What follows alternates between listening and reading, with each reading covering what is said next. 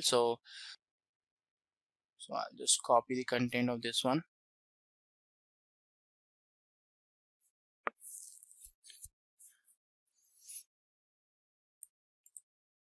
I'll copy it, and we have to create a file called supervisor.d.conf file.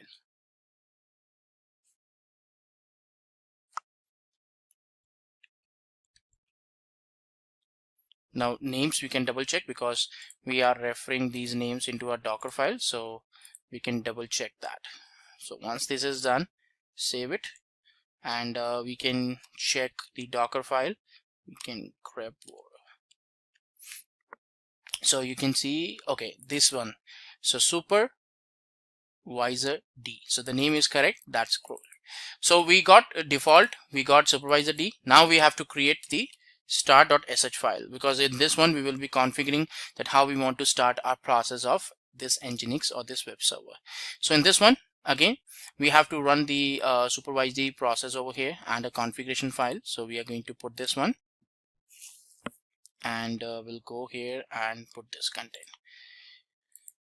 Right, so we got the supervised config also available, so that's also there. And the moment it is done, so you are going to give the execute permission to this one, because you can see that into our Docker file that we are having the attribute where we want to run this into the slash there. So if you want to refer in that mode, you have to change the permissions, and so that change mode, you have to give the execute permission to the start.sh here. Now once this is done, so what you got is that you got a particular components, like you got some couple of commands.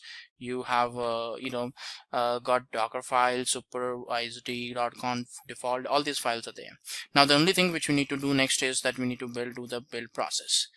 So if we look forward for the build process, so what happens, the Docker build is the command which we need to use, and nginx-image is the name which you want to refer. Now you can totally use this custom name, whatever name you feel that you want to use, you can always use that. There's no restriction on that part. And once that is on, so you will be able to list down those images that you got a new custom Docker image here. So you can see that you got the Ubuntu as a base image which is built down, and the nginx-image is also prepared over there. And once that is done, so you are going to create a web root folder, and you can run the docker run command to see that if you really got connected with that particular one. So let's go back and see that how we can create the custom Docker image here. So the moment I do this, so it will pick up the Docker file over here and start performing the activities. The package installations, all those configurations ones will be performed over here in a non-interactive mode. There is no confirmation which will be asked from the user, because you cannot put that confirmations. So the command should be in such a way that it should not take any kind of confirmations at all from the end user. So because tomorrow you may be putting up these things in the Jenkins, so that will not be a feasible thing for you to put up the commands and put up the confirmations during the execution. So it's trying to do the package installation for the PHP. So fpm packages are getting installed, and here we go. So we got the successful message. Now you can see it says successfully tagged this one. This means that there is no issues at all with the Docker image, and when you run the Docker images or Docker images ls, you can run these two couple of commands. So when you do that, you got a 237 MB of the size of this image. That represents that this Docker image is fully ready to run to execute. So now what we are going to do is that we are going to map a volume over here with the var www.html directory during the execution of this container, because I really want to deploy some pages, some web pages there. If you have the web pages now as part of the build process, as part of the Docker file, you can do a git clone also of some repository, but I don't want to do that during the preparation of Docker image. I just now got an environment where the Nginx is set up properly and it's up and running there. Now it should be upon me that how I want to put up my content and all. So that's the reason why I'm putting up a kind of a folder structure over here and sharing it with the Docker container, so that the moment I put that the HTML files or the PHP files into that local folder, I should be able to get some web page up and running there. So that's what I'm going to do over here in this one. So I'm going to create a folder structure saying slash web root here. Okay, so there is a folder structure which is created. Now in this web root I will be putting up some files, and then same files will be redirected inside the Docker container with the help of Docker volume. So let's go back to the document. Now here you have to run the once, like I said, that you are going to connect on that part. Okay, so you can use this port as an AT also, but here 8080 is used, so whatever port you feel you want to use, you can do that. And we are giving the container name as test and -container. That also you can change. And Nginx-image is the one which we are using, so if you use some different particular image, you can also use that. And you can see that the web root is something which we are connecting with the var www.html directory. So the moment you put some file in the web root, the same file will be reflected into the var www.html directory there. So I'm going to run this command, and once this is done, so you can see that for the testing purpose we are putting up some content in the HTML1. So I'll come to that point also and we'll validate. As of now we should be having our container up and running over here in this one. Now I'm going to copy that command, okay, and hit on. So if the 80 port is used, so you have to make sure that port gets gets stopped automatically, or it should not be up and running. So just double check whatever port you are using, that should be free. Now when you run the docker ps command, so you will be able to see a Docker container up and running. But if you see like docker ps-a, that gives also the stopped and running, both the containers are there. But the main thing which we want to run is that we want to run the docker ps command, and you can see that this is a container which is running. So 8080 is the container which is running, and test-container is the name. Now you got a container up and running, so you can actually do a curl on localhost colon 8080. So this is a way to get the content. You can get the public IP also, and in the browser you can put up and you can have the content there.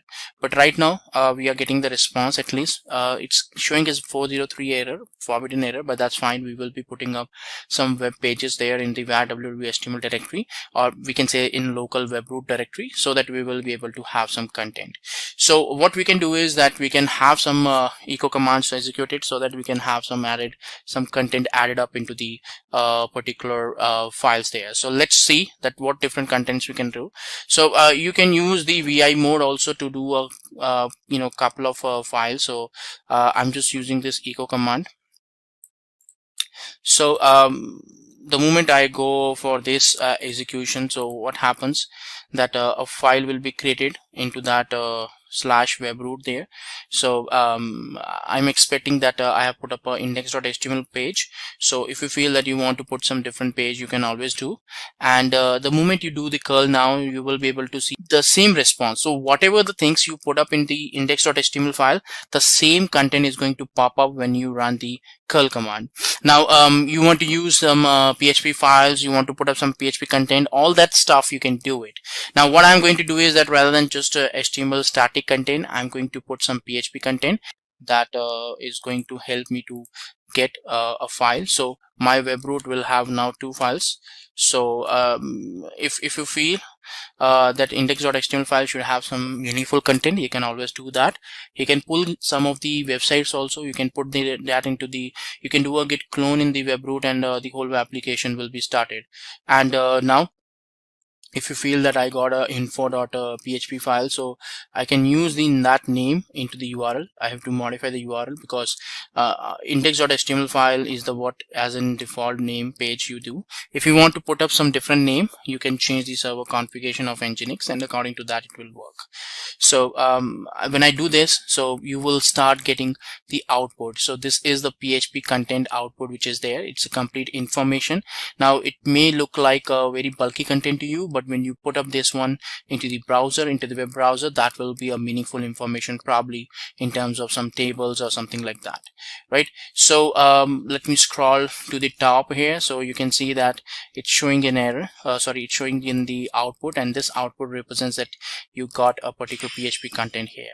So this is how we will be able to have a container, and this container is up and running. You can modify to at any level. You feel that you want to prepare a Docker image with the code embedded also, you can have the git clone, or you can have this configuration into some git repository, have the source code also there, and then prepare a complete bundle altogether. So this is what we have in this demo, how we can deploy a container and a container up and running in case of the Docker here. So that was the demo, right?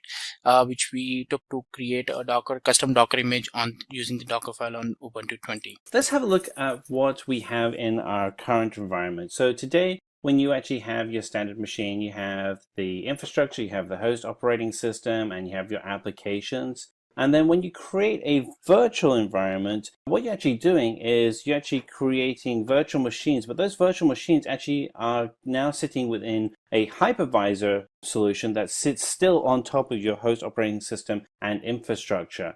And with a Docker engine, what we're able to do is we're able to actually reduce significantly the different elements that you would normally have within a virtualized environment. So we're able to get rid of the bins and so we're able to get rid of the guest OS, and we're able to eliminate the hypervisor environment. And this is really important as we actually start working and creating environments that are consistent, because we want to be able to make it so that it's really easy and stable for the environment that you have within your dev and ops environment. Now, critical is getting rid of that hypervisor element. It's just a lot of overhead. So let's have a look at a container as an example. So here we actually have a couple of examples. On the right hand side, we have different containers. We have one container that's running Apache Tomcat with Java. A second container is running SQL Server in a Microsoft .NET environment. The third container is running Python with MySQL. These are all running just fine within the Docker engine and sitting on top of a host OS, which could be Linux. It really could be any host OS within a consistent infrastructure. And you're able to have a solution that can be shared easily amongst your teams.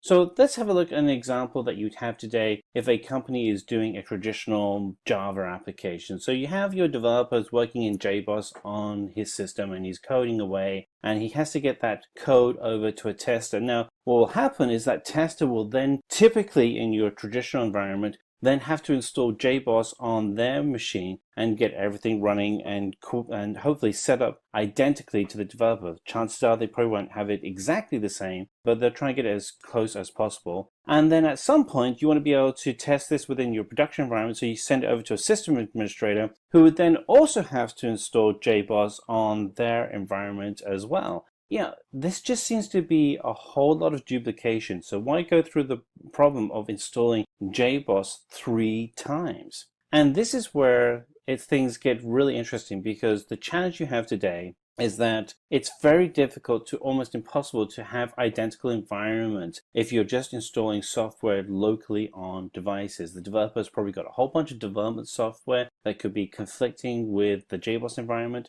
The tester has similar testing software but probably doesn't have all the development software. And certainly the system administrator won't have all the tools that the developer and tester have, their own tools. And so what you want to be able to do is kind of get away from the challenge you have of having to do local installations on 3 different computers. And in addition, what you see is that this uses up a lot of effort, because when you're having to install software over and over again, you just keep repeating doing really basic foundational challenges. So this is where Docker comes in, and Docker is the tool that allows you to be able to share environments from one group to another group without having to install software locally on a device. You install all of the code into your Docker container and simply share the container. So in this presentation, we're going to go through a few things. We're going to cover what Docker actually is, and then we're going to dig into the actual architecture of Docker and kind of go through what Docker container is and how to create a Docker container. And then we'll go through the benefits of using Docker containers and then the commands, and finalize everything out with a brief demo. So what is Docker? So Docker is, as you'd expect, because all the software that we cover in this series is an open source solution, and it is a container solution that allows you to be able to containerize all of the necessary files and applications needed to run the solution that you're building. So you can share it from different people in your team, whether it's a developer, tester, or system administrator. And this allows you to have a consistent environment from one group to the next.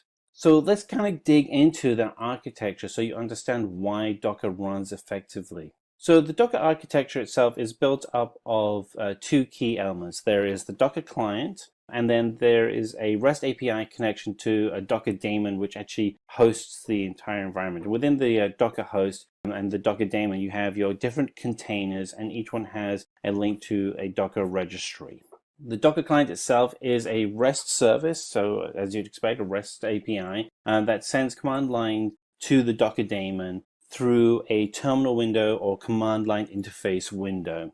And we'll go through some of these demos later on so you can actually see how you can actually interact with Docker. The Docker daemon then checks the request against the Docker components and then performs the service that you're requesting. Now, the Docker image itself, all it really is a collection of instructions used to create a container. And again, this is consistent with all the DevOps tools that we have. The DevOps tools that we're looking to use throughout this series of videos are all environments that can be scripted. And this is really important because it allows you to be able to duplicate and scale the environments that you want to be able to build very quickly and effectively. The actual container itself has all of the applications and the dependencies of those applications in one package. You kind of think of it as a really effective and efficient zip file. It's a little bit more than that, but it's one file that actually has everything you need to be able to run all of your solutions. The actual Docker registry itself is an environment for being able to host and distribute different Docker images among your team. So say, for instance, you had a team of developers that were working on multiple different solutions. So say you have a team of developers and you have 50 developers and they're working on 5 different applications. You can actually have the applications themselves, the containers, shared in the Docker registry. So each of those teams at any time check out and have the latest container of that latest image of the code that you're working on. So let's dig into what actually is in a container. So the important part of a Docker container is that it has everything you need to be able to run the application. It's like a virtualized environment. It has all your frameworks and your libraries, and it allows the teams to be able to build out and run exactly the right environment that the developer intended.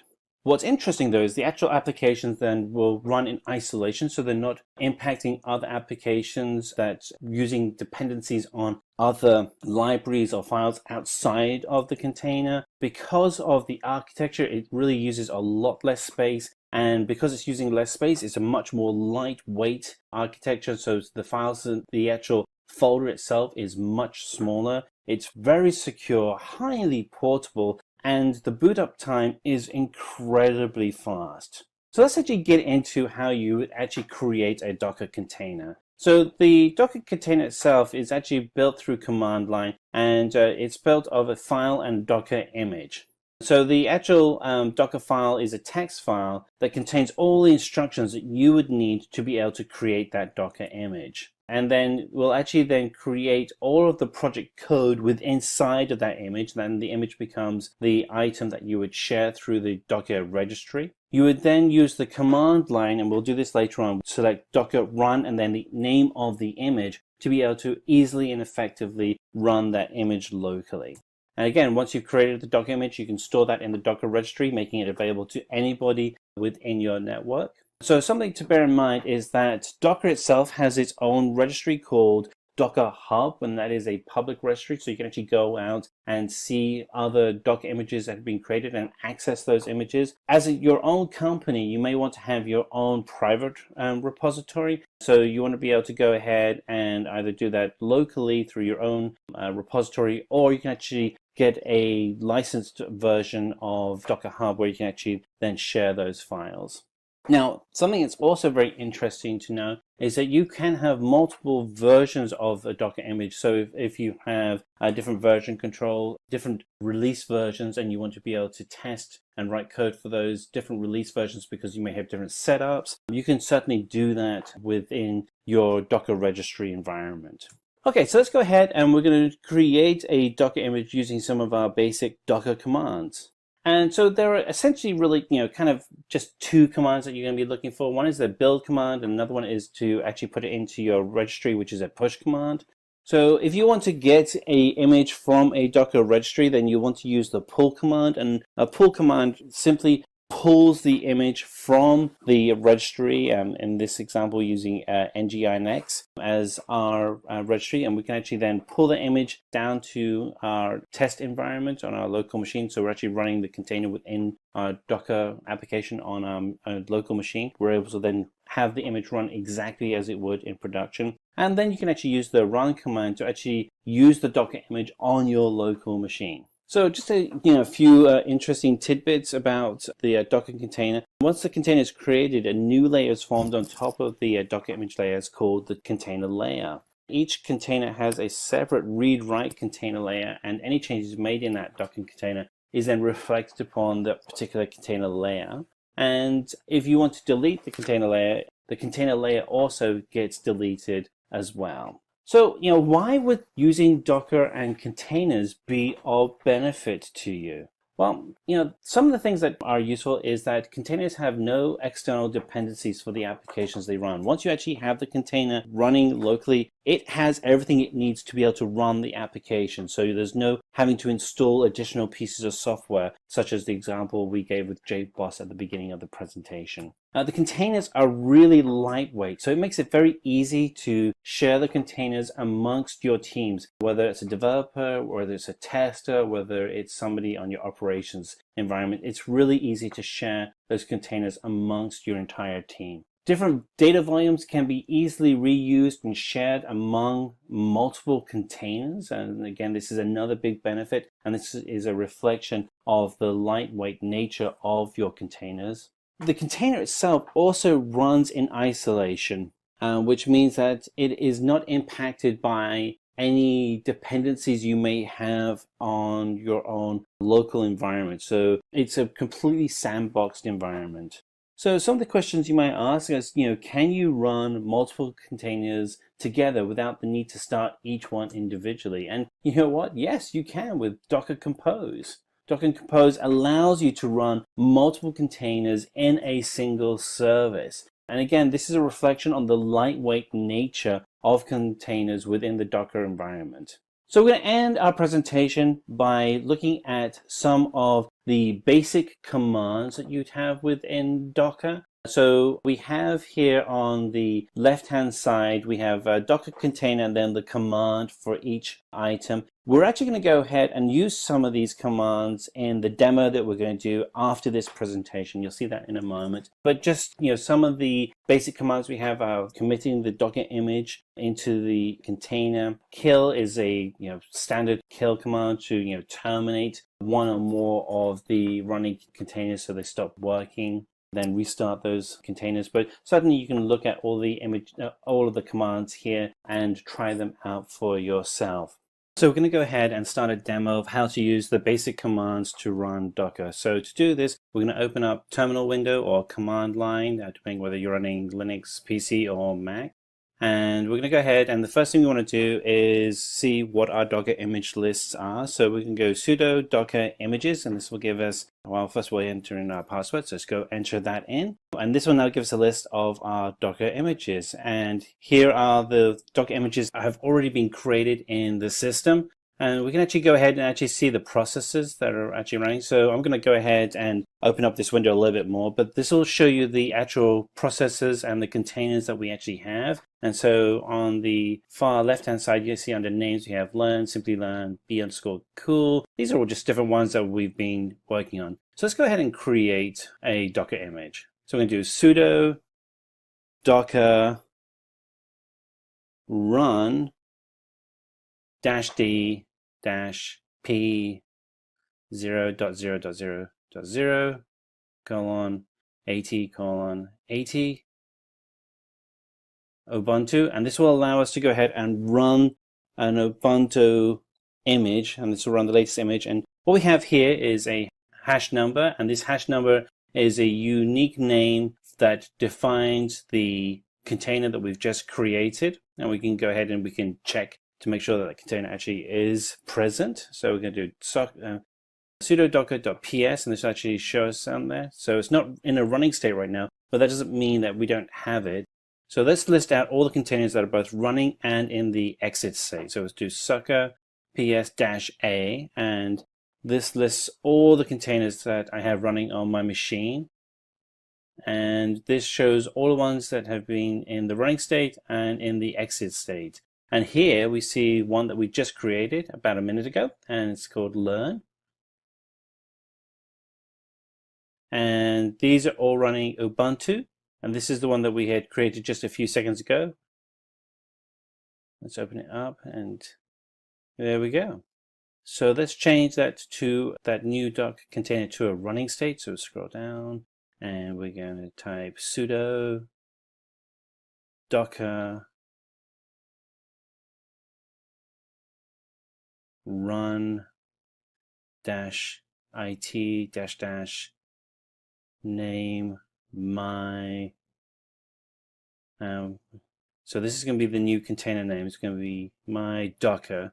So this is how we name our Docker environment, and we'll put in the image name, which is Ubuntu, and dash bin dash bash,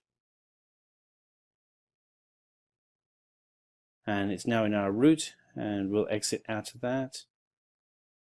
So now we're going to go ahead and start the new my Docker container. So sudo docker start my, and we'll get the container image, which will be my Docker return, and that started that Docker image. And let's go ahead and check against the other running Docker images to make sure it's running correctly. So sudo docker ps, and there we are. Underneath name on the right hand side, you actually see my Docker along with the other Docker images that we created. And it's been running for 13 seconds. Quite fast. So we want to rename the container. Let's use the command sudo docker rename. We can take another Docker image. Let's grab this one and we'll put it in rename, and we'll rename, and we'll put in the old container name, which is image, and then we'll put in the new container name, and let's call it purple. So now the container image that had previously been called image is now called purple. So we do sudo docker ps to list all of our Docker images, and if we scroll up, and there we go, purple. How easy is that to rename an image? And we can go ahead and use this command if we want to stop a container. So we're going to write sudo docker stop, and then we'll have to put in the container name, and we'll put in my Docker, the container that we originally created, and that image has now stopped. And let's go ahead and prove that. We're going to list out all the Docker images, and what you see is that it's not listed in the active images. It's not on the list on the far right hand side. But if we go ahead and we can list out all of the Docker images, so you actually see it's still there as an image, it's just not in an active state. It's what's known as in an exit state. So here we go. And there's my Docker. It's in an exited state. So that happened 27 seconds ago.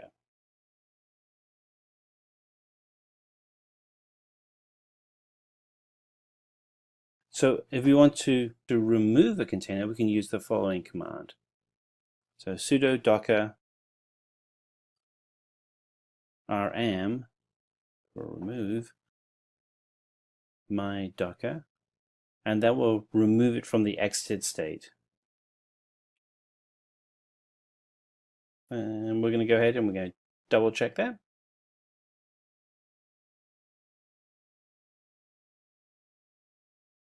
And yep.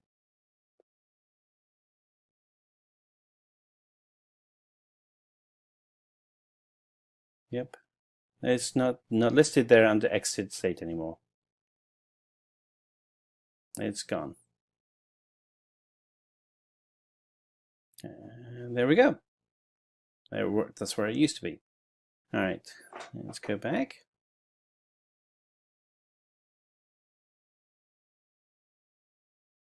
So if we want to exit a container in the running state, so we do sudo kill and then the name of the container. I think one of them is called yellow. Let's just check and see if that's going to kill it. Oops, no, I guess we don't have one called yellow. So let's find out the name of a container that we actually have. So sudo docker kill. Oh, we're going to list out the ones that are running. Oh, okay, there we go. Yellow isn't in that list, so let's take simply learn. And so we can actually go ahead and let's write sudo docker kill simply learn. And that will actually kill an active Docker container. Boom, there we go. And we list out all the active containers. You can actually see now that the simply learn container is not active anymore. And these are all the basic commands for Docker container. Did you know, before Docker and containers were introduced, companies had been deploying their software either on a bare metal or in a virtual machine. But they had been facing a lot of challenges in managing orchestration of services, instant deployment of services on different platforms, and maintaining multi-host applications. All these issues were solved with the help of Docker and its containers. In this Docker and container tutorial session, we will give you the conceptual exposure to Docker and its containers. Consider an example where a company develops a code on Oracle WebLogic software. In the company, a developer installs Oracle WebLogic software on his computer system. Once the application is developed, he shares it with the other team for testing the code. Now, the tester repeats the WebLogic installation process which was done by the developer earlier on his system. Later, the same application file is shared with the production team. To host the application, the system admin must install Oracle WebLogic on his system. Let me ask you an important question here. Have you noticed that the same WebLogic installation process was done thrice? But what could be the reason behind it? Due to the difference in computer environments, WebLogic doesn't work on the other systems, so installation is done separately on 3 different computers. But this process of installing the same software on different systems consumes a lot of time and effort. In order to avoid these problems, Docker containers were introduced. Before we start with the concept of Docker containers, let me explain you what a Docker is. Docker is an open source platform that helps a user package an application and its dependencies into a Docker container to develop and deploy software. Docker provides suitable frameworks for different applications. Since every application has a framework with an appropriate version, this space also can be utilized for a new software application along with its required framework. As a result, Docker makes more efficient use of system resources. Containerization includes all dependencies, frameworks, libraries, etc. required to run an application in an efficient and bug-free manner. With Docker containers, applications can work efficiently in different computer environments. After this, let's talk about the benefits. The benefits of Docker containers show up in many places. Containers are widely used because of their services. Since it's lightweight, it can be easily deployed and executed on other computer environments regardless of their host operating system or configurations. Containers take up less disk space and relatively faster in executing applications. Containers run applications in isolation and also share the operating system kernel with other containers. By default, containers are entirely secure. Container policies ensure all applications are highly secure, including the Docker infrastructure. Containers are highly portable and can run anywhere across the Docker ecosystem. Multiple software can be encapsulated in a single container and can be easily deployed to different platforms.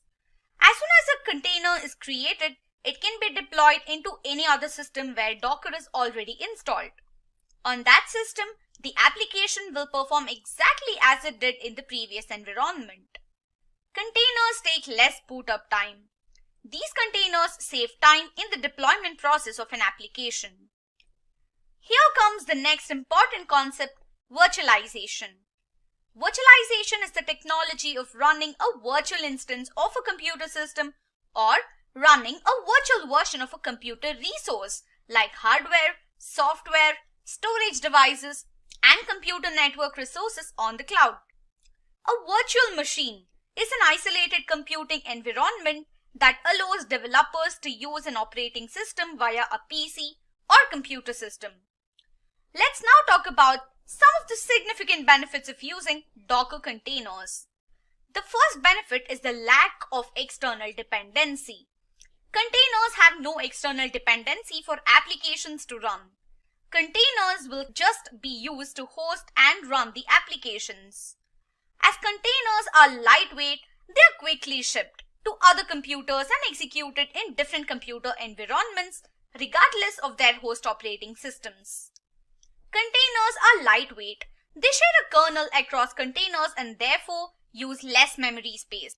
The next benefit is the volume. Volumes are also a convenient way to share data within the Docker ecosystem. Volumes can be more safely shared among other containers. And the last one is isolation. Containers run application in isolation and share the operating system kernel with other containers. In containers, the host operating system provides isolation. Along with the applications, microservices can also be more easily isolated. Next comes the most important topic of the session, that is containerization versus virtualization. Containerization and virtualization are two different ways to deploy applications and microservices in a computer environment. In VMs, a hypervisor is a firmware layer that enables multiple operating systems to run side by side. A virtual machine has unstable performance as multiple running VMs run simultaneously on the same machine. Also, the efficiency of hypervisors is not as good as that of the host operating system. Due to the extra layer in VM, an application takes quite a long time to start. As you can see, there are two architectures on the screen. On the left hand side is VM and on the right hand side is the Docker. On the left hand side, as you see, there is one host operating system, a hypervisor, and guest operating system shared by all containers along with their dependencies. In VM, guest operating system occupies more space and leads to unstable performance. Guest operating system makes virtual machines less efficient than the physical machines. Guest operating system makes a VM slow because they access the hardware indirectly. On the other hand, Docker is efficient. Unlike VMs, Docker doesn't have a hypervisor or guest operating system. Docker consists of containers. These containers are efficient and are easily portable across different platforms. In VMs, the hypervisor has a scalability issue. The hypervisor creates a security risk as well. Well, did you know that according to Vitana, the chances of experiencing a data breach while using virtualization are high? Well, that could lead to a major problem for companies who are still using virtual machines. Next, let's have a closer look at the Docker containers. In case you are unsure what kind of applications can be added to a container, then look on the right hand side. A container can package Apache Tomcat and its dependency, that is Java programming language, in a single file. Later, a user can ship the container to another computer environment and run the code without any issue. It's usually challenging to understand the differences between container and VM. So, let me explain to you the differences in layman terms. As shown, the virtual machine is compared to a bungalow and the container is considered as an apartment. In a bungalow, amenities like water, lift, roof, etc. cannot be shared with the neighbors. Likewise, VM is less efficient. It doesn't share its resources with other applications. On the other hand, containers share their amenities, binaries and libraries with the neighboring containers, just like a person who resides in an apartment. The bungalow is owned by a single person. It cannot have tenants. Likewise, virtual machines cannot run multiple applications. On the other side, Docker runs multiple containers just like numerous tenants reside in a single building. Next, let's look at the table in which we have made a direct comparison between virtual machines and containers. In Docker containers, Data volumes can be shared and reused among multiple containers. Either Docker CLI or Docker API manages the volumes. Also, the volume drivers give the facility of storing volumes on remote hosts or cloud providers. VM is a container-based model. It utilizes user space along with the kernel space of an operating system. So, data volumes cannot be shared. Containers have a better performance as they are hosted in a single Docker engine. Docker provides the most substantial default isolation capabilities among the other configuration tools, making the performance better. Virtual machines run multiple VMs at a time, which leads to unstable performance. Docker is much more efficient than hypervisors. Docker enables developers to wrap, ship quickly, and run applications as a lightweight and portable container. On the other hand, virtual machines are less efficient. Docker containers can run multiple containers on a system, but virtual machine can run only a limited number of VMs on a system. Multiple software can be encapsulated in a single container and can be easily deployed to different platforms. Containers are easily portable across other platforms, but virtual machines have compatibility issues while porting others across different platforms. Moving on to the next one. Let's have a look at the architecture of Docker. A Docker or Docker engine consists of two major components, Docker client and Docker daemon. These two components are connected to each other with the help of the REST API. Now, let's take a look at the architecture. A Docker client has no components, but a Docker daemon consists of a Docker host, Docker daemon, Docker registry, and Docker images. Docker client is a service that uses REST API to send commands to Docker daemon through CLI commands. REST API is a primary mode of communication between Docker client and Docker daemon. Docker engine or Docker is a client-server application that builds and executes containers using Docker components. Docker daemon checks the client's request and communicates with the Docker components to perform a service. Docker engine or Docker is a client-server application that builds and executes containers using Docker components. Docker image is also one of the essential components of Docker. A Docker image is a file of instructions that are used to create containers. A Docker image is built using a file called Dockerfile. A Docker image is a template of instructions that is used to create containers. Coming to containers. A Docker container is a portable executable package that includes applications and their dependencies. Docker containers are lightweight because they do not require an extra layer of a hypervisor and run directly on the host operating system. There is a service in Docker called Docker Compose.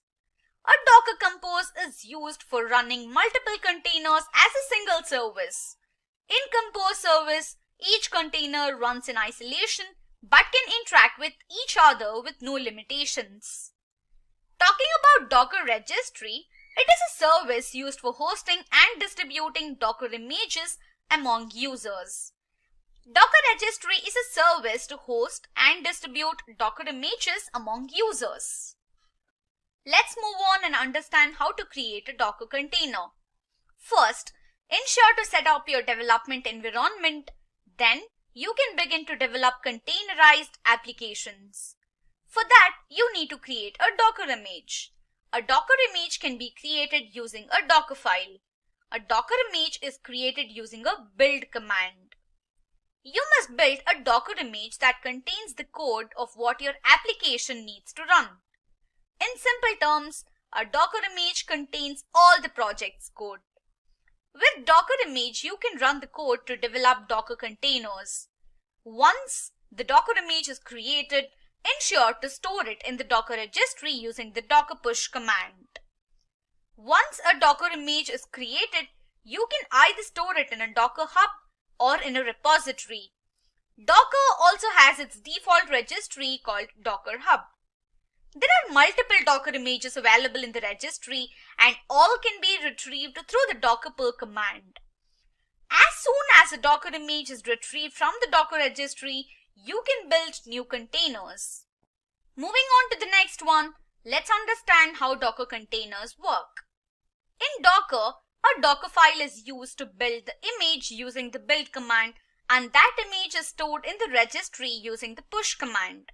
When you run the pull command, Docker image is retrieved from the registry, while a single container is built using Docker image through the run command.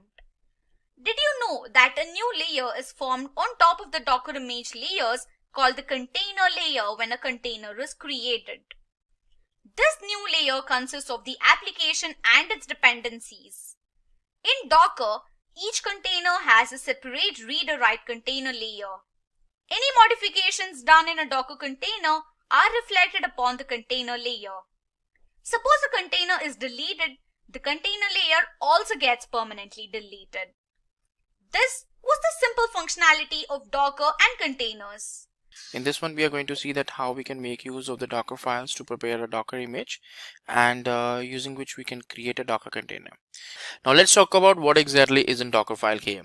Now Dockerfile is a concept which is being used as a build script. So it's being used so that we can have a build script there. So this will definitely helps to see that how we can go for a build of a Docker image, a custom Docker image. Now when we are using the Dockerfile concept, so it really helps to prepare a kind of Docker image. So Docker image is the end result when you are going for the mechanism, when you're going for the Dockerfile build up here. So Dockerfile is a build script which is available for preparing the custom Docker containers, because not every Docker image is available on Docker Hub. So some containers you have to use, some images you have to use to work on that part.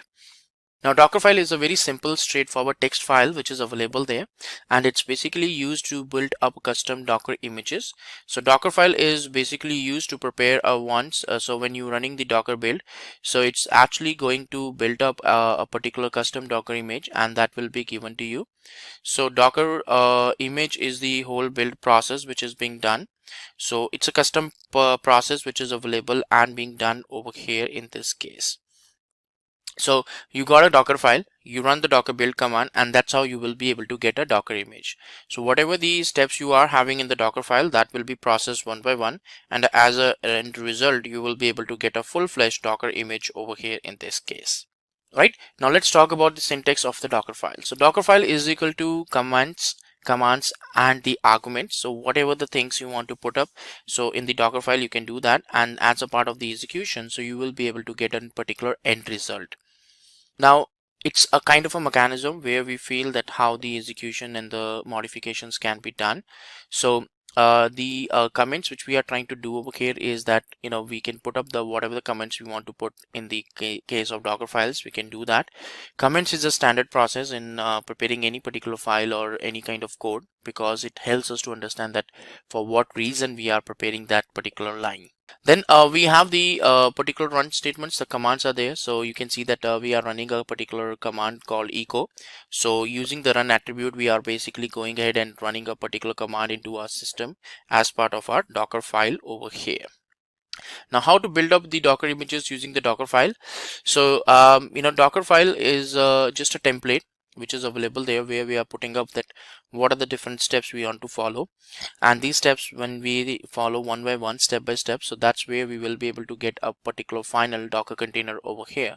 So Docker image is getting converted as a Docker container, and we are getting a Docker container as an end result.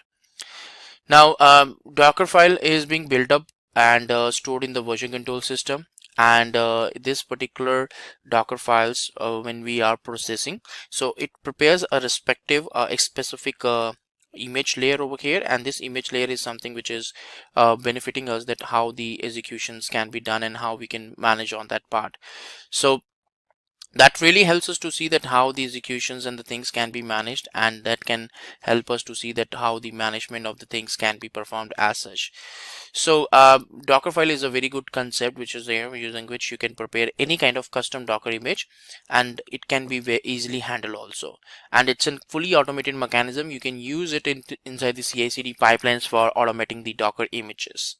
Right now, it's Docker image is a layer by layer mechanism which is there, in which we have multiple layers. Each and every layer we are doing some specific entry, some specific task, or some changes we are trying to deploy in part of as these layers. Right, so you can use the particular docker build command to perform the executions, and you will be able to get a particular response, and output will be given back to you. So docker file is basically helping you to see that how the executions can be done, and you will be able to get an end result over here. So the docker image is the final result which we are getting when we are talking about the docker file here. Right, so these are all read-only formats which is available. You cannot modify these directly, but yes, with the help of docker file you can do whatever the changes you want to deploy on these docker images. Right, so this is a small example where we are using a base image as an Ubuntu 18.04. So we are using the from attribute to specify that yes, we are going to use the Ubuntu 18.04 here.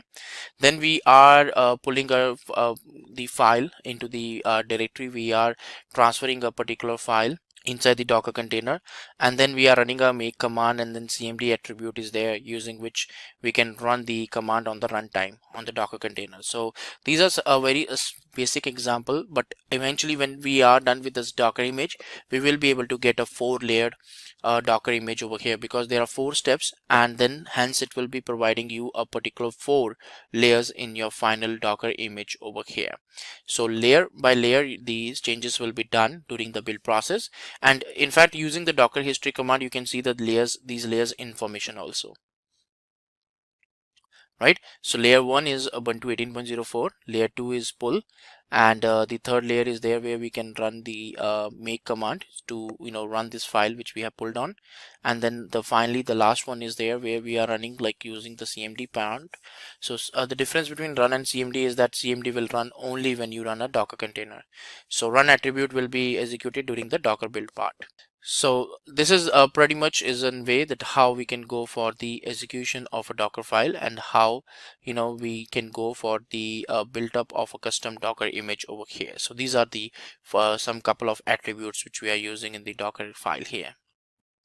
Right, now let's talk about the entry point over here. Now entry point allows you to specify a command along with the parameters. Right, so let's say that you want to run a particular command over here in the docker container. So entry point is something which you can use to refer to that. So application is the command which you're trying to run, and then you can give some arguments to that, and argument 1 is what you're trying to run over here. So entry point is very important because that eventually helps to see that how the executions can be done, and the implementations will be done over here in this case. Right, so you can see like you can run a command called echo, and then you can use the parameters also. It's not like only the commands can be used, but you can in fact use the arguments also. Now add is an attribute which is available in the docker file, which is primarily used to transfer the files from the host machine inside the docker image. Now let's see that you are trying to prepare your own custom docker image. Apart from the dependencies, you need the source code also, right? So the source code needs to be transferred inside the docker image, and for that reason we can use the add attribute. So add attribute requires a source and destination. Source will always be the path on which on the host machine the files are present, so we can give that. And destination is the folder which is available inside the particular docker container where we want to store the files. So you can use the example over here just like this. You can use, and you can give 2 entries. One is the source, one is the destination, and once that is done, so you will be able to see your files being stored up in the destination directory once the final docker image is prepared. Then we have env attribute. Now env is something which is used to set up some environment variables, which is required of course for the docker image, for the application which is running inside the docker image. Now environment variables are something which you can hardcode during the docker build one, but using the when you are running, like when you're creating the docker container, at that time also you can override these environment variables. So environment variables are very important because first during the build process you can hardcode some values, but if you really want to change them during the runtime, that also is being supported by the environment variables. So most of the times we use it as a kind of a key value pair, just like in Linux we use to set up a particular environment variable. So the key value pair is being used in case of env attribute. Maintainer is there where we can describe that what is the details about the author. These are the fields which is available in the top, so where we can give the author name and the author details like email ID and all, so that we know that who is the person who is maintaining this particular file, and we can reach out to them in case any issues are there for the Docker files here, right? So that is what we have here in this one. So now we are going to see that how we can go for a small demo on Docker file, and we can go for the implementation of this particular Docker file and prepare a custom Docker image. So let's just wait on that part. So let's see some demo here. Now in this one we have got two examples. One is the Python, one is the Node.js one. So first of all, what we need to do is that we need to process the Python one here. So this is the sample Docker file which we have got here for the Python. Now all this one requires a Python file which is already present on the server, and we are going to transfer, we are going to copy this content over here. This is the specific Docker file content which is available to us, and all we need to do is that we need to put this content across the server so that we will be able to build a custom Docker image. So let's go back to the server. So here we have already got the Python file which is present. So we have to create a Docker file here which will have the steps related to the Docker image preparation over here. So we will be including some steps over here, that these are the different steps we want to configure, we want to set up over here in this one. So Python 3.6.4 is the version of the Python which we want to configure, and then we are going to transfer some files into /app. We are also setting up the working directory as /app, and ultimately we are running a command called pip install flask to do the installation of Flask package, and then we are starting the specific applications on that part. So I'm going to save this file, and once I save this file, so all we need to do is that we need to create a custom Docker image, right? So right now there is no image which is available over here, and it's in complete empty instance. So I'm going to run a command called docker build -t python -am dot. So docker build is the typical command, but -t is for the tag, that what kind of Docker image you want to build, and then we are giving a image name, and then we are specifying dot over there. Now once we are done with that, so it will pick up all the things one by one. The basic Docker image is being pulled down, then some sequence of steps is being executed.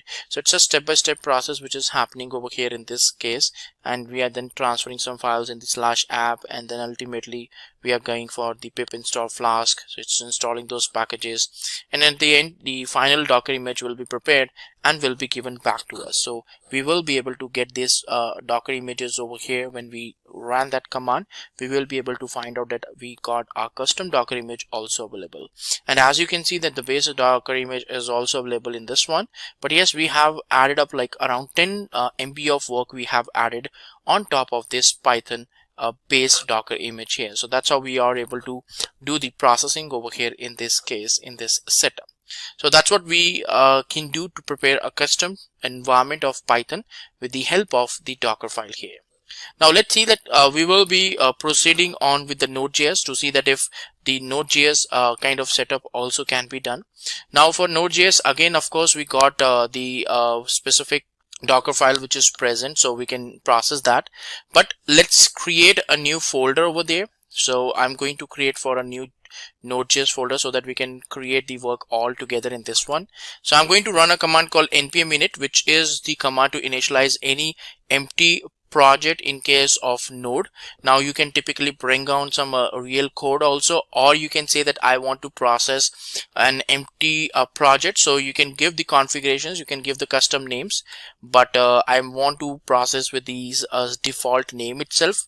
So ultimately it's going to create an entries like you will be able to see like all these values which we are not providing. These standards value will be picked up for the specific code, and at the end you will be able to get a package.json file created over here in this one. Now you can actually bring down the steps that how you can perform, or you can build up a custom Node.js based Docker image. Now these Docker files is giving you the capability that you can convert a full-fledged application which is deployable on the virtual machine. You can actually convert them in the format of the Docker containers over here in this one. So that's what we are going to get over here with this particular setup or these mechanisms. So let's go back to the document and see that what exactly we can copy the Docker file. So we have got this Docker file over here. So all we can do is that we can copy this one.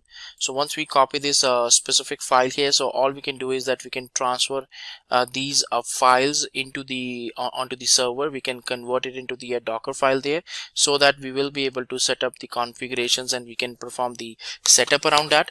So Docker file is again we want to create and we want to set up on that here. So let's go back to the server. So here we want to create a Docker file, and we want to set up the files inside that. These are the different files which is being available, which is being configured over here in this one. So we are running like node server.js, which is the master file. So we are doing an expose of 8080. Then of course we have copy commands which is there, then npm install command is there, and then package.json file is also there. Now what you need to really do is that you need to go for a server.js file which is available, in which you can configure that how the setup needs to be done and how the configurations should be performed there, because that's a command, that's a script which is going to be executed within the container. So let's copy the content. Now I'm going to copy this content over here, which is like a sample node.js code which is available. So I'm just copy this one and transfer it to the server. So server.js file we have to create here, just like we did in case of the Python, because this is the source we want to transfer inside the Docker container. So this is what we have got. Now I'm going to transfer like I want to change this port value from 5000 to 8080, because that's what it's configured in the Docker file. Of course you can configure 5000 also, depending on your requirement you can do that configurations. Now you have got these two files over here in this one. So all you need to do is that you need to run like docker build -t node.js -app and dot. So it will automatically pick up like what exactly it will go for the node.js basic Docker image over here. So that will be processed over here in this one. So step by step it will be able to do the configurations. So first of all it will download the basic Docker image, which is quite more in size over here in this one. Once it's downloaded onto your system, then it will proceed further with the build activity on processing the Docker file, performing the execution. So all that stuff will be performed with this help of this Docker build process over here. So it's going to process it one by one in this one, and it's going to the next step where it's transferring some of the files, like creating some working directory, transferring the files, putting up there and running the npm install command, and then ultimately it will expose the port, and then it will have the cmd attribute configured over there. So this is basically typically trying to portray that how a particular Docker image can be built up. And of course once the build is success, you can validate it with the help of Docker images here. So this is the app Docker image which is being prepared of 911 MB, and we have got it like a final package where the runtime is also there and the code base is also available. Now you can pretty much experience it like with other actual source codes, like you can download some pre-configured Node.js websites or the source codes here, and you can try to run them onto the Docker container so that you can get the full the complete idea about that how it goes on. But right now these are the basic Docker image which you can prepare and you can build up over here in this one. So that's how it really works on for you. Let's dig into what a Docker swarm is. So a Docker swarm is essentially a tool that allows you to very easily create and schedule multiple Docker nodes. So really 2 or more Docker nodes. And you can have quite a large number of Docker nodes in a single swarm. Each node itself is actually a Docker daemon, and that daemon is able to then interact with the Docker API and have all the benefits of being a full Docker environment.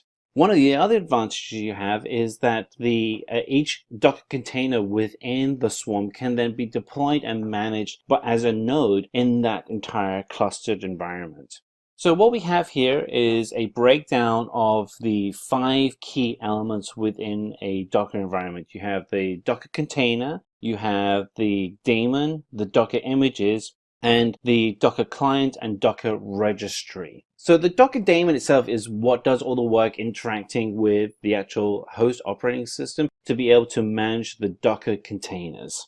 So if we look here we have set up an environment where we have 3 Docker containers being run with Docker. And what we want to be able to do is be able to interact with the environment, because what would happen if we actually have something change in our environment? So we have the environment set up as a Docker swarm and one of our containers fails. What we're able to do is use the swarm to be able to correct that failure. So the Docker Swarm manager is able to come in and reschedule containers. And as you would imagine, the actual Swarm node has full backups and full redundancy for any kind of failures that would happen. And we would do all of this work through command line interface.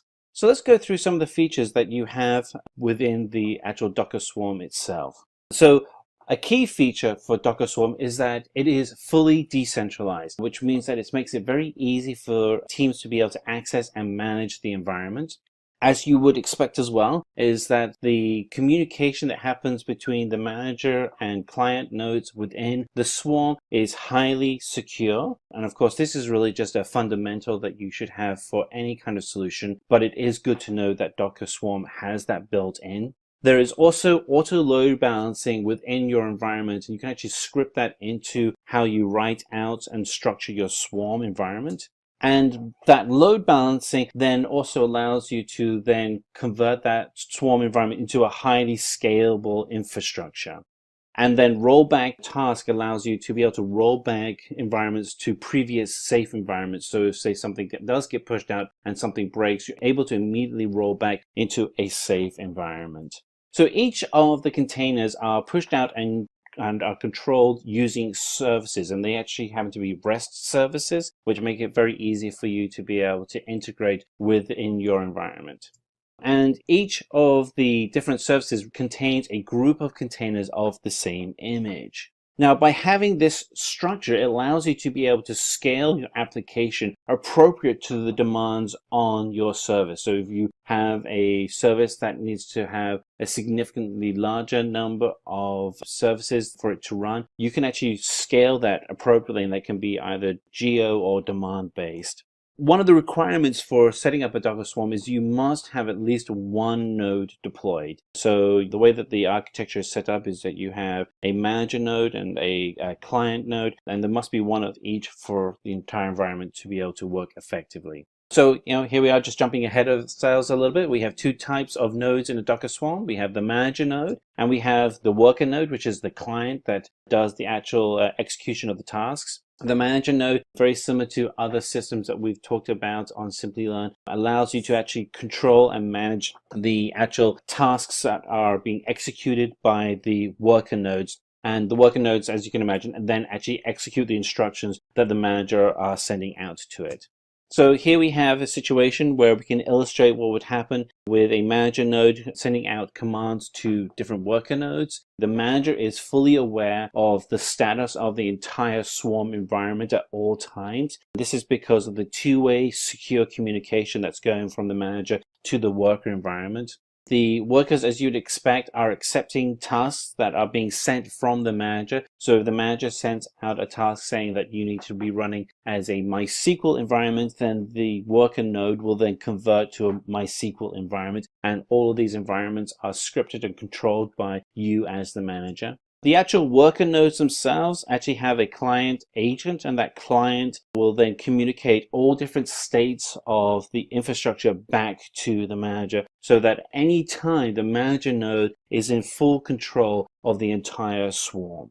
The manager is the controller of this environment, and so you always want to be able to ensure that the manager has full access to all of the work that's happening within the swarm, and this allows you as the manager to be able to control your swarm and very quickly be able to react to any changes without having to rely on manual installations of software and hardware. And as we covered earlier on, there is a REST API that uses the communication over HTTP from the manager to the worker node. It's interesting to note that it is a REST API, because if you wanted to, you could actually integrate that API into custom applications and even then create automated Docker images to be created on demand from third-party solutions that you may want to create. So one of the things that's a big advantage with having a swarm is that once you've actually created the swarm, any of the services that you create can be accessed by any node of the same cluster. One of the things you do have to do though is you have to specify what container image that you're going to use when you're creating a new service, and you can do that either through a centralized Docker Hub environment or through your own private Docker Hub environment. One of the things that's interesting is that you can set up commands and services to be either global or replicated. A global service will allow you to run a service consistently on every node within the swarm, whereas a replicated service will only push out functionality and tasks to specific worker nodes within a swarm. So you may be asking yourself, hey, isn't a service and task the same thing? No, they're kind of not in the Docker world. And the difference is a service is a description of a task for the state, whereas the actual task is the work that needs to get done. And that's the differentiator here. So what you can do as a Docker user is you actually create services, and then you can then define when you want them to start as tasks. Now, what's interesting is that when you do assign a task to a node, that same task cannot be assigned to another node. Also, what's interesting is that you can actually have multiple managers within a Docker Swarm environment. If you do, however, go down this path, you have to elect one manager to be the primary manager and the other managers to be secondary managers. In many ways, those secondary managers are really similar in concept to worker nodes, in which they have the capability of a manager, but they are dependent on that single primary manager to be able to provide the right instructions and for services and tasks to the entire Swarm environment. So if we kind of recap some of these, we have a command line interface, which allows us to create and connect via APIs, and that those APIs that we connect to in our Swarm environment allows us to do orchestration via tasks and services. The task allocation allows us to allocate work to tasks via their IP address, which allows them to execute them on the work. And then the worker nodes themselves have to connect to the manager node to be able to check for when tasks come in, so that they are keeping a consistent communication back and forth across the entire swarm.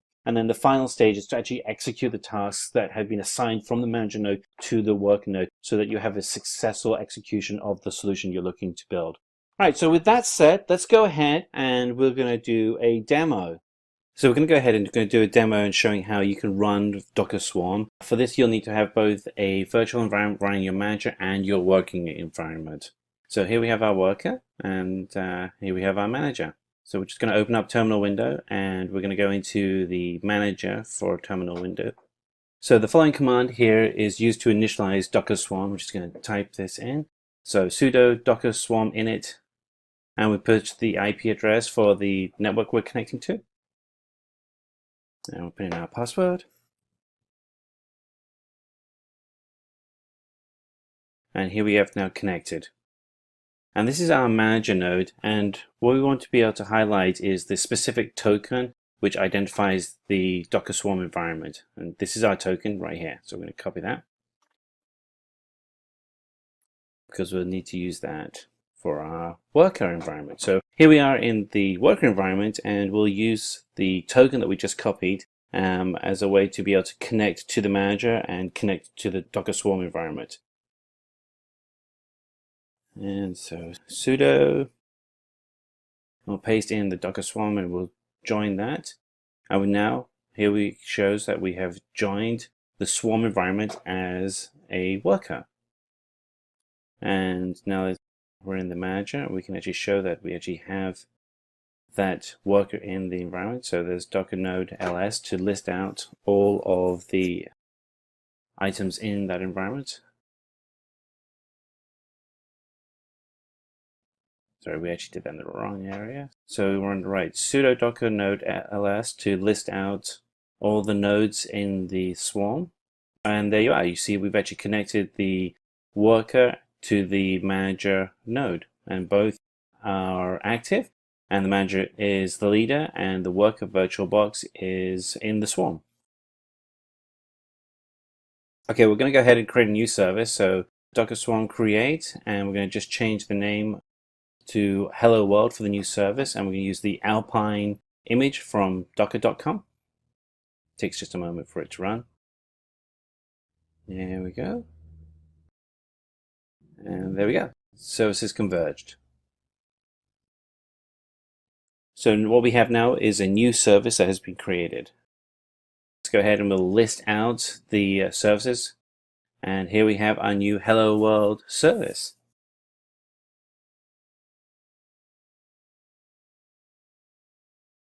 And we go ahead and check the Docker containers, and we're going to do Docker PS, and here's our Alpine. It's running the latest image, and that's the Docker container ID.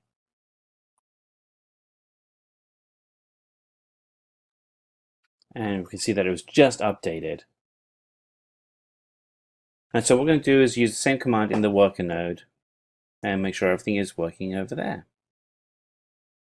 So go over to our worker, paste that in.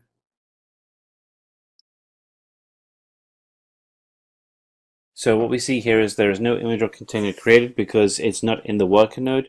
It would be in the manager node. So we can go ahead and create the new service. And we're going to make the mode global, and that way the service is available across all of the swarm. So we're just going to execute that work. Takes a moment. And there we are. Done. Work has been completed. And we have the two different IDs, which shows the two different services running. And if we go back to the worker mode and we run sudo.docker ps again, and there we are. Now we see that we have the Hello World new virtual environment has been added with the image of Alpine. And we also have the new token ID for that. If we want to kill a node from the swarm, we can use the following command, which is sudo docker swarm leave -- force. And that will force the node to leave the swarm. One of the questions that will come up though is, what if you want to use two containers in a single service? And an example of this might be like a web server that is using a database, but the database may be in one container and the web server may be in another container, which is very typical for your own web and database infrastructure. So very similar scenario, but how would you do this with Docker? So by using just Docker itself, it's actually very difficult to do this. You can do it, but it's just very time consuming and just not a very good use of your productivity. But with Docker Compose, you can actually do the whole process quite quickly and easily, and hence the reason why we have Docker Compose, to allow you to have two or more Docker containers running in the same environment, being able to communicate as if they were running in a production environment. So let's dig into what Docker Compose is. So let's consider a scenario that you'd have today. So Myntra is a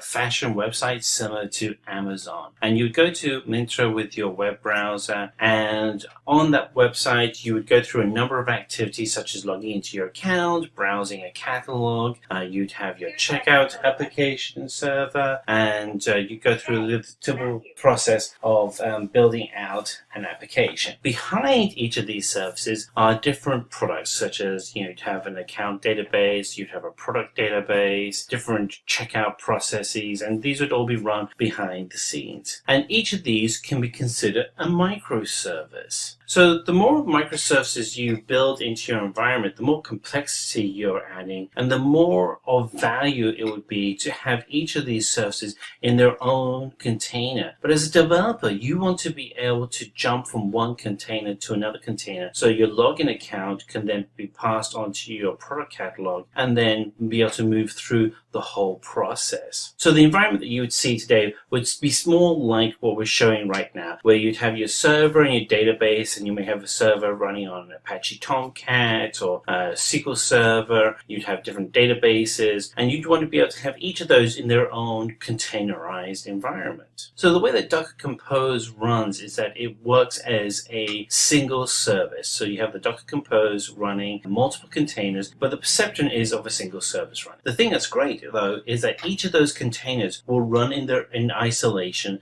but they can interact with each other. So unlike a normal Docker environment where you have multiple Docker images running completely in isolation of each other, these are images that will run in isolation but can interact with each other. The Docker Compose files are very easy to write. They're all written with a scripting language called YAML, and YAML is an XML-based language. It actually stands for yet another markup language, but it's an XML-based language and it's very easy to use. The great thing about learning YAML is that a lot of open source tools in the DevOps environment use YAML as the scripting language. And then finally, in Docker Compose, as a user, you can actually go in and trigger all your services within the containers to start with a single command. As you can imagine, this dramatically reduces the amount of work that you as a developer have to do. So let's take an example of if you're running a container, one with a Nginx server and one with a Redis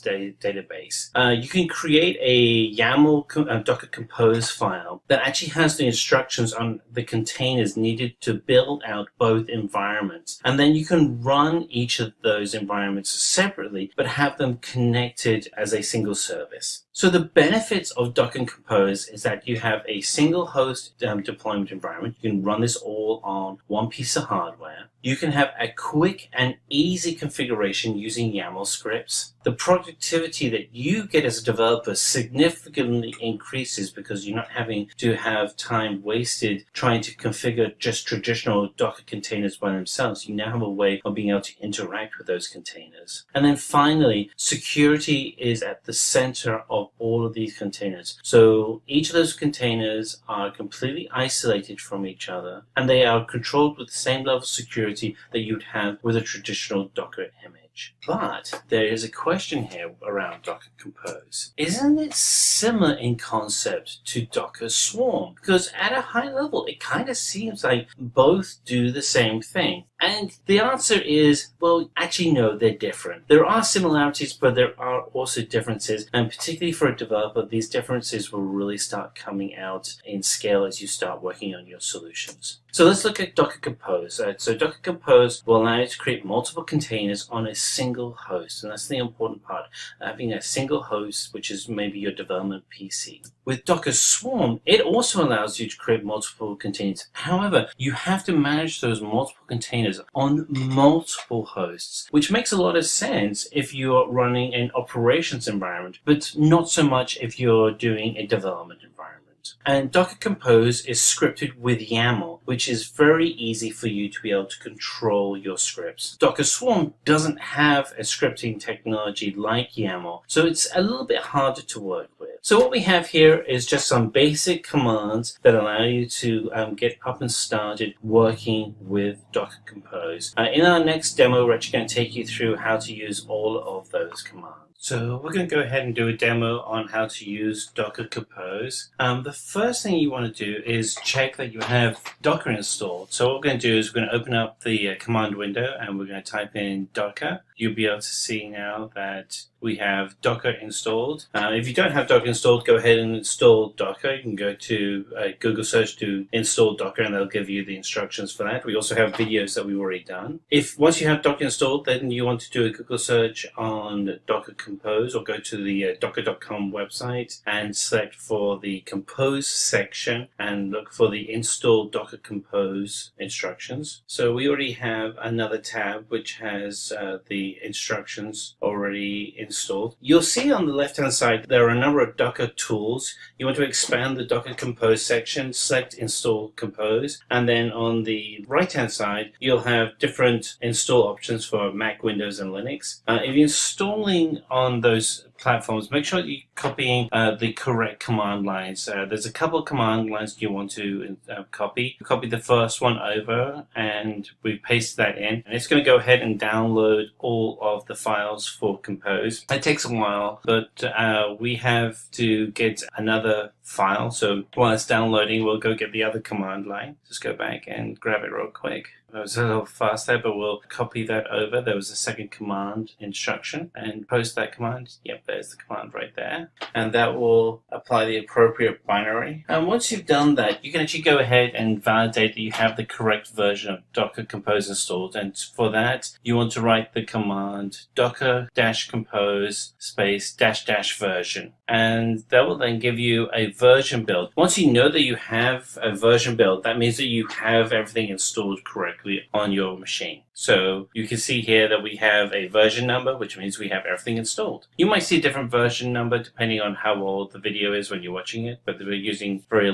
content at the moment. And just go ahead and clear the screen. And now what we're going to do is create a folder where we're actually going to install the YAML file that will have the instructions for our Docker Compose environment. So we're moving the cursor to the desktop, and on the desktop we're going to create a new folder and using the mkdir command, and we'll call this one Docker Compose F for file, and then we'll move the cursor into that new folder by using cd command. And now we are in the folder called Docker Compose F, and you can go look at your desktop and you'll see it's there. And now you want to select pound touch docker-compose.yml, and that will actually create the new YAML file for you. And you can use the ls list command, ls docker-compose.yaml, and that'll allow you actually now to step in and edit that file. So let's go ahead and hit return, and that'll allow us to go in and edit the file. So now I'm in the editor and I'm going to write some instructions. So I'm going to put a couple of mistakes in these instructions so we can see how Docker Compose catches those mistakes. But most of this is going to be fairly correct, so you can just type this out. So we're going to start with services : then we'll do web : and then we'll create image : and we'll do Nginx, and then we'll do a database : and we'll call the image Redis. And so what you can see, because we have two reference images, we're actually calling two different images, two different containers that will be created by Docker Hub.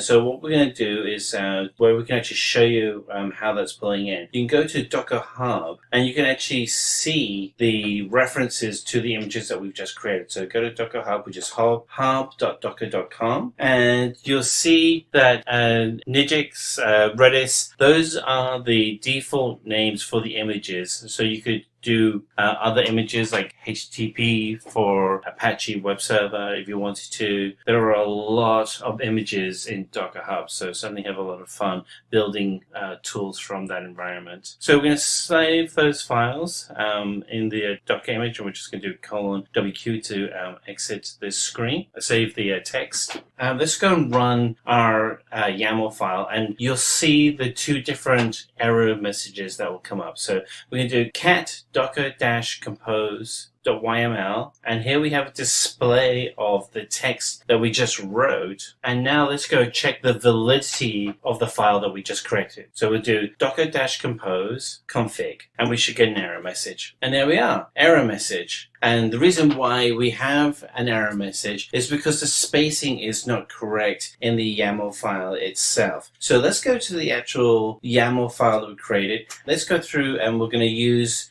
just the file finder, and you'll actually open up the YAML file in your text editor, your favorite text editor. And here we have the code that created it. And let's use the correct spacing so that everything is spaced out appropriately in the image. And so this is the spacing that you'd expect to see, a space, a line between surfaces and the first image, and the first image is a tab in, and then it references what the image is. And let's go ahead and clear the screen, and we'll see whether or not we've got that all correct. Let's clear the screen, and we're going to check that everything is running correctly. And we're still getting an error message. And the reason why we're getting another error is that there's still a config error in the actual YAML file. So one of the things you have to do when you're creating a YAML file for Docker Compose is you actually have to have the appropriate version number in there. So what we have to do is we have to go and find which is the appropriate version. And there are three major versions, 1, 2, and 3, depending on the age of Docker that you have installed on your computer.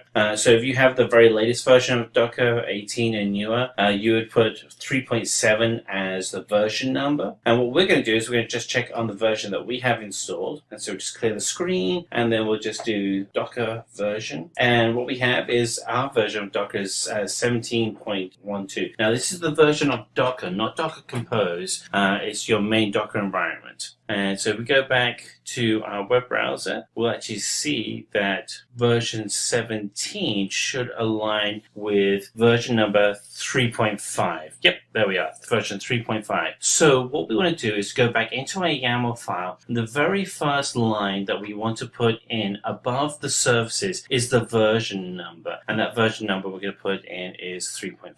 So we type in version, and we put colon, and then version number is in quotes, and you save that. And now what we can actually do is we can actually go ahead and use the single line instruction to run both of these two images that we've created, because everything is configured correctly. Oh, just one note, you'll see that the version number is actually at the bottom of the list, and that's just the way that Docker Compose works. It pulls out the services and the images that you'd create, and then puts the version number at the bottom of the list. So in the presentation, we talked about how you can use one line to trigger two or more images, and so to do that, we're going to do sudo docker-compose up-d, and it's going to create the two environments. We have the web environment